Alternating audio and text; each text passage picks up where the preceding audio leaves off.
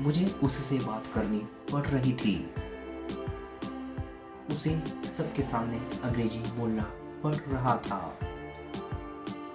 आप लोगों को घर का काम करना पड़ रहा था। इसके सेंटेंसेस एक तरह का मजबूरी वाले वाक्य होते हैं। इसके लास्ट में आपको पड़ रहा था ऐसा बोला जाएगा। इसके लिए लिखना होगा was were having to। आइए इसके स्ट्रक्चर को समझते हैं। सबसे पहले आप लिखेंगे सब्जेक्ट, इसके बाद सब्जेक्ट के अकॉर्डिंग was या were, फिर आप लिखेंगे having to, इसके बाद मेन वर्ब की फर्स्ट फॉर्म और लास्ट में अदर वर्ड्स। आइए इसको एग्जांपल्स और अच्छे से समझ लेते हैं।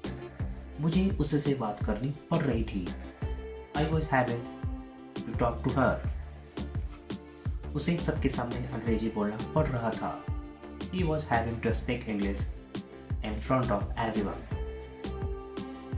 आप लोगों को घर का काम करना पड़ रहा था। You were having to do the housework। मेरी माँ को खाना बनाना पड़ रहा था।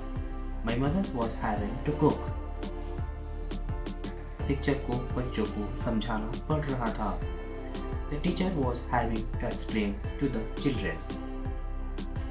मुझे स्कूल जाना पड़ रहा था। I was having to go to a school।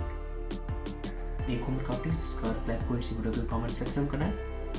गाँव के लोगों को दुख सहना पड़ रहा था। मैंने कभी घमंड नहीं किया। मुझे सब पता है लेकिन मैं कभी घमंड नहीं करता। हमें कभी भी किसी चीज़ का घमंड नहीं करना चाहिए। इससे क्वेश्चन टेंसेस में घमंड करना या डिंग हाँकना ऐसा बोल रहे हैं। इसके लिए लिखना होगा बोस्ट, जो कि एक मेन वर्ब है।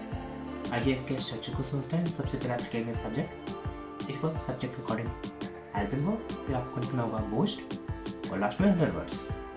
आइए इसको एग्जांपल से और बेहतर से समझ लेते हैं। मैंने कभी घमंड नहीं किया। I never boasted. मुझे सब पता है लेकिन मैं कभी घमंड नहीं करता।